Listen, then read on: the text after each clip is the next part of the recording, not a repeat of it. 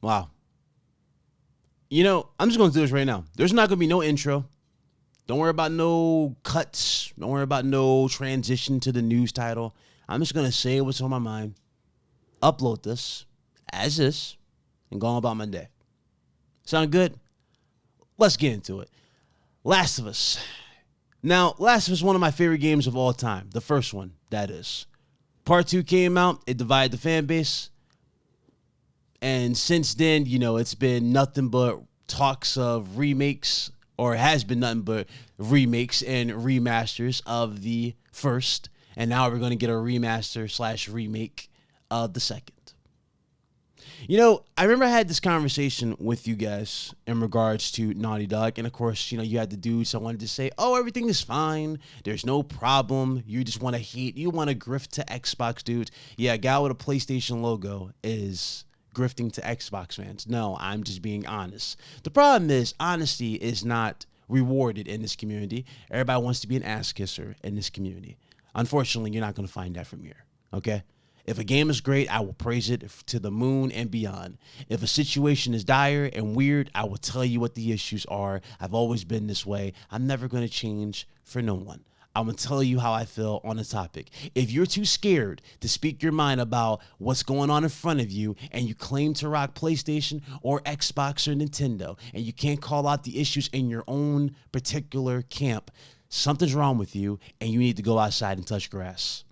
It's not that serious. It never has been that serious. This is fucking video games. Everybody should be able to at least speak their mind and tell you how they feel about a product without some grown-ass men who are in their 50s, 60s, 40s, wherever the case may be, crying in the comment section and going to extremes into damage control for a multi-billion-dollar company. Seriously. We are so dire for anything Naughty Dog. We're so dire for that next big thing. And again, dudes want to sit here going, oh, 2024 is looking good, Big Cloud. Yeah, really, 2024 is looking good when you got motherfuckers trying to hype up foam stars. We ain't gonna get into that, though. We're going to stay on topic. Last of Us Part 2, Factions 2, reportedly, is on ice. Because they can't find a simple design, a simple way of monetizing this that fits Bungie standards. They laid off a bunch of contractors that were working on the game, and that's it. There hasn't been anything. Now, before we get into that, it's funny. This is coming from Kotaku. Kotaku has never really been a reliable source. But I see everybody reporting this. A lot of people say that this is legit happening. So again, if that's the case, okay, that's the case. I'm not going to sit here and throw Kotaku to the wolves. No. If they get it right, if they got it right, they got it right. Again, that's the industry. People throw stuff out there. It happens. Sometimes it doesn't. Or sometimes it will happen much later. It is what it is. I'm not really going to sit here and talk about that. What I am going to talk about is Naughty Dog. So, you know, I remember saying this with you guys when it came to one particular game, and dudes swore to the moon and beyond that this was such a great value. I was hating on it because I wanted to grift and all this dumb shit. And this is going in regards to one of my all-time favorite games, and that is Last of Us Part 1. Last of Us Part 1 remake. What did I say Last of Us Part 1 remake needed? I'll give you guys a second to process this. What did I say you needed? Factions. Factions included in Last of Us Part 1 would have eliminated so much pressure that it's on Factions 2 right now, because they would have had a lot more time, ample time, to actually think and properly come together with a solution for their situation here. But now that things are so dire and they got to reach a deadline, et cetera, they're just putting the project on ice, and you're not getting anything. Odds are you won't hear anything about this in 2024. There is so much happening right now. And keep in mind, we still haven't heard anything from the other studios of PlayStation. Hopefully we do hear more about them in 2024. But again, this is strictly on Naughty Dog. Naughty Dog is it's supposed to be Sony's Rockstar level studio. This is supposed to be their top tier studio. Last of Us is supposed to be their top tier game. You mean to tell me you don't have any updates on this? Last of Us Day just happened. There was nothing new. Not even a screenshot for Part 2. And Last of Us Factions 2. Not even a screenshot. Nothing. I'm telling you right now, Sony, Naughty Dog, if you guys drop Last of Us Part 2, okay, I want you to listen to me. If Part 2 drops if you guys drop another remake, and it's part 2, you're gonna piss off more people than you think. I'm telling you right now. Listen, you can listen to these bottom feeders that hype that game up like it's the greatest thing ever. That game pissed off a lot of people. That game is not going to be it. It's not gonna make up for the lack of factions. Everybody wants factions. This has been the game that people have been talking about. This is something that should have already been incorporated with Last of Us Part 2. The fact that this is not here is speaking volumes to everybody. And the fall from grace is really here. It's really showing. It's sad. There hasn't been any updates. It feels like this studio is just lost in a sense. They don't know where to go. I mean, you would think in the midst of all this, maybe, okay, let's update you on whatever the hell our answer to Uncharted is, even though they said they're done with Uncharted. You would think their new IP or something like that would be shown, whether it be Savage Star or whatever the hell that game was supposed to be. You would think you hear something. There's nothing. Now, there's a lot of ideas that probably want to, like, there's probably ideas that did go around in the studio in regards to them waiting and to eventually leading to the game being on ice. There probably was a lot of ideas. But, again, Bungie didn't think it was necessary. Now, I will say this. And this is one thing I have a fear for, and I hope to God Naughty Dog does not do. You guys remember the mini game that was done for the online portion of factions, where you had to do like this thing where when you perform in a match, you get supplies, and this supplies goes to your colony, right? I hope to God if they do bring that back, even though I'm not a big fan of that whole survive 12 months or whatever, or 12 weeks, whatever the thing is. I'm gonna tell you guys flat out, I hope to God they do not bring that back.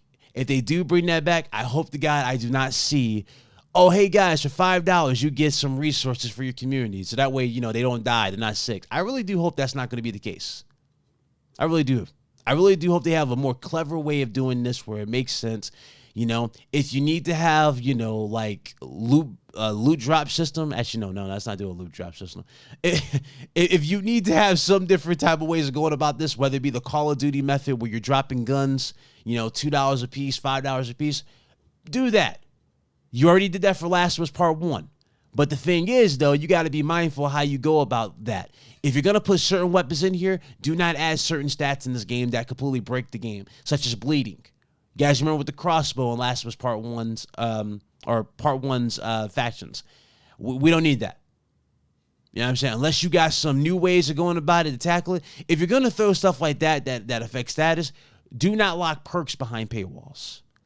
Have all the perks be in the game and just spoil the player with different types of guns. There were tons of guns that Ellie couldn't even use in Last of Us Part 2. Throw those weapons in there. Throw every weapon that Abby was using. Throw iconic older weapons from Part 1 into Factions 2 and keep it going. Recycle it.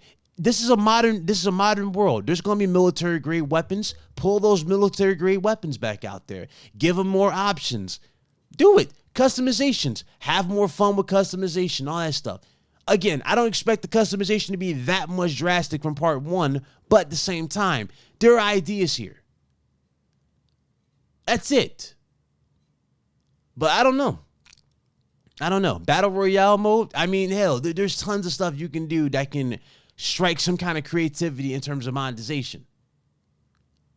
But man, this is really showing.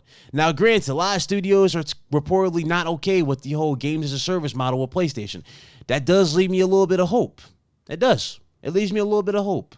Maybe they can scrap this and we can get back to just our regular factions. Maybe. But again, if we do get that and they scrap the whole games as a service model, which I don't think Sony's going to do because, again, they're making good money off of this, right? If we do get this, it's going to be interesting to see what happens down the road. It really, really is. Are developers going to put their best foot forward in terms of creating competent multiplayer experiences? Are they really going to give you that top tier, that top graded type of experience? Are they going to give you that? Or is it going to feel more linear? You know what I mean? Is it going to be falled back type of thing? As much as I love Factions multiplayer, we can all admit it's very linear. It's not much you can really do in Factions multiplayer. Are we going to go back to that type of style if they do drop the games as service model? I don't know. Some games it works. Some games you need a proper design in motion in order for that stuff to translate well on screen and to the player. And we'll see. We'll see. So this isn't really going to be a doom and gloom, or it's not doom and gloom for me at least. I mean, again, this is just more of like I already saw it coming. The fact that this wasn't in Last of Us Part 1's remake, and dudes wanted to justify just a few new added textures and whatnot, character animations, as enough to justify us paying $70. I already knew we were doomed with this game to begin with. I already knew it. So to everybody acting like, oh, I'm so disappointed, you have yourself to blame. No one else. Okay? It's not even Naughty Dog's problem. Instead of you giving them proper feedback, like I've been trying to do for a while, and telling you about this tier list and how they have fallen from said tier list, right now, the top studio, and again, I'm going to say it again, the top studio in PlayStation is Insomniac Games. Granted, Insomniac Games has not dropped a crazy game on the level of Last of Us. I will admit that. They have not dropped a game of that caliber. They have not dropped a game on the caliber of Uncharted 2 or 4 or 3. But the body of work that Insomniac has done, the amount of effort Insomniac Games has put into not only just the community and what they've done with their games, you cannot damage control or not give these guys their props at this point. There is a problem, and clearly Naughty Dog needs to address it. Insomniac Games, there hasn't been an issue. Insomniac Games has been smooth sailing. Now, again, some people might say, oh, but it's superhero games. Again, these superhero games are doing more for us than what Naughty Dog's doing for us for Last of Us. So I better not see no deflection in the comment section, because there shouldn't be no deflection. There shouldn't be no goalpost moving. You should be asking for more out of Naughty Dog and expecting more out of Naughty Dog. And again, we all love Naughty Dog. I love Naughty Dog. I have no issue with Naughty Dog as a company. But again, I'm a gamer at the end of the day. You know what I'm saying? I'm a consumer as well. And I go by what you're doing for me lately. As of late, Naughty Dog has done nothing for me lately. Remaking or remastering the same game that I already played on a last-gen console does nothing for me. Why? Because I've already experienced that situation. I've already played those situations. I've already experienced those outcomes, those endings.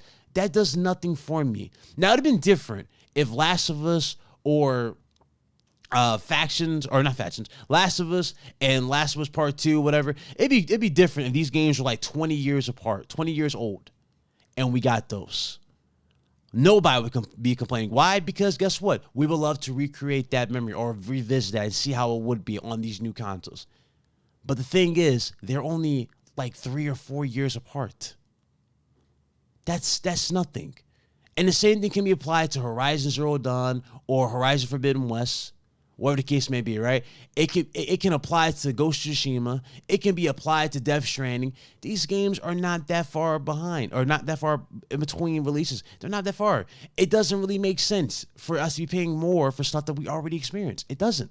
And to the dude saying we have no right to justify that price, you dudes are mentally ill if you think we don't have a right to speak our minds in regards to this. At the end of the day, these companies bow to us. That's how it was and how it should be, okay? If we demand something, we should get it. That's simple. We shouldn't be penalized by any company, whether it be PlayStation, Xbox, Nintendo, or hell, even PC, for stuff that we want. If we want performance modes, stuff that were promised at the beginning of this generation, we need to hold them up to that standard in that situation. If you're too scared to hold them up to the standard because you don't want to piss off a community that you built or people that you associate with, or you just don't want to be part of this club or whatnot, I hate to break it to you, you never had a spine to begin with. You want performance? Speak on it. You want visuals? Which a lot of you clearly do, because that's all you guys been talking about lately, is how great games look, but none of you talk about performance. None of you.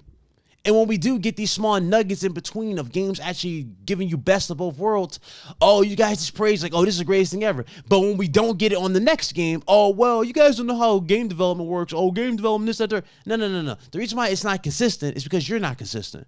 If you demanded performance, you would have got performance. If you demanded gameplay, like the performance over gameplay performance, over everything else, you would have gotten gameplay performance over everything else. It's not that hard. It's really not that hard. And this is going to be the last time I talk about this in regards to demanding better. Because right now, like I said, I see no reason to fight for anybody. I really, really do. I really don't. I don't see no reason to speak for anybody. I see no reason to talk for anybody. I'm just going to keep going and keep moving. If I do cover news, which is a possibility, I might stop. There's a possibility. Why? I'll tell you why. Gaming news is stagnant, number one. Gaming news, we're all doing that. And number three, everybody thinks they know everything, and they don't. Everybody wants to be an apologist. Everybody wants to be opportunistic. Listen, at this point, y'all can have it. If this is what we're getting for. We're getting excited for games that, ironically, if they were on Xbox, we wouldn't be having this conversation for in regards to foam stars. Listen, nothing against the studio, nothing against the team. But if we're hyping up this to act, and we're putting this on this pedestal to replace what's going on with factions, and you claim to be a diehard factions fan, you never were a factions fan to begin with. That's not going to fill the void for a factions player. It never was. It's not going to come close to filling the void for a factions player. Oh, but it's great, Big Cloud. I like it. It's great. You like it, okay? Interesting. Now, if I was to throw this game in Game Pass, would that conversation still be the same? Would it? You let me know in the comments. Seriously, you let me know in the comments. Because something tells me it wouldn't be the same. Brand loyalty. I want you to look me in the eyes when I'm saying this. Brand loyalty gets you nowhere if you're not willing to speak up and demand better. You care about Naughty Dog? Okay. You let Sony know. You know how you let Sony know? You beat Sony up by not supporting shit that you know you're not a fan of and you don't want any parts of. That's how you get the message to PlayStation. But right now, again, it's up to you. That ball's in your court. I'm done being the guy here. I'm done being that guy, okay? Y'all want to act like sheep, be sheep. I'm not your shepherd. I'm moving forward. I'm done. I said this with Jack Move Johnny. I've said this with Blaze 4K. I said this with multiple people in this community. There is clearly an issue with Naughty Dog, and a lot of people are just sweeping under the rug because they just want to hype up Last of Us 2's accomplishment. Yes, Last of Us 2 got a lot of accomplishment. Yes, it got a TV show with Last of Us Part 1. But again, as you clearly can see, you're getting more updates on a TV show than you are with the studio. Think about that. Who saw that coming? Usually it would be the TV show that would be the last thing, especially when things were running, and it was, you know what I mean, was to the point. You were getting updates on TV shows dead last before you got anything in regards to first party. So, I'm just saying. Problem needs to be fixed. Hopefully they do fix it. And we're at a better place. But right now, Naughty Dog, listen. I hope things are good over there, and I hope we do get some updates. But 2024 goes back to that conversation earlier. It's looking very, very spooky. Most of the stuff in 2024 that's already announced was already slated for this year, and as you guys already saw, they slightly pushed that into 2024. We're about to be under new management in 2024 as well. So I don't know how the studios are going to react. I don't know if the wow factor is going to come back to these state of plays. I don't know. I am excited to see what's going to happen, but at the same time, I do not know how PlayStation is going to handle everything. But one thing definitely needs to be changed with PlayStation in regards from the guys up top at Sony is how they handle PR and how they approach the community. Okay, throwing out handhelds that people don't ask for or haven't asked for, upgrading the price for a service and not giving people more features to said service. That stuff already sets a bad mood and a bad tone for a lot of people in this community. And then you don't give them the stuff that they want. Like more people ask for Bloodborne. You don't give them the remakes that they want, but you give them stuff that you know you can just be manipulative towards, like saying this is going to be built from the ground up. It's going to have all this, that, and the third, like Last of Us Part 1, and just give you the same base game with just a new texture pack and charge you $70 for it. That right there is why people are pissed and are upset with PlayStation. Anybody saying that that's not the problem and they're trying to say it's an Xbox thing or people just trying to grift, you don't get it, and you are a lost cause, and you are not worth any attention. And from this point forward, I am done giving attention to those who don't deserve my attention. I love Naughty Dog. I love PlayStation. When people come in between the stuff I care about and stuff that I love, nah, bro. We got nothing to talk. You have nothing to say to me.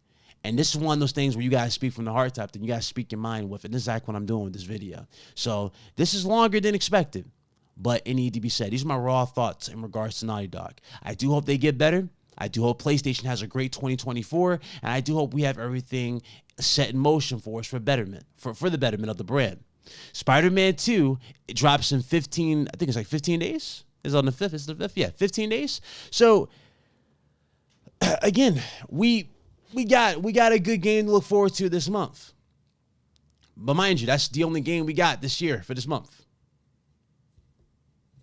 2024, we'll see.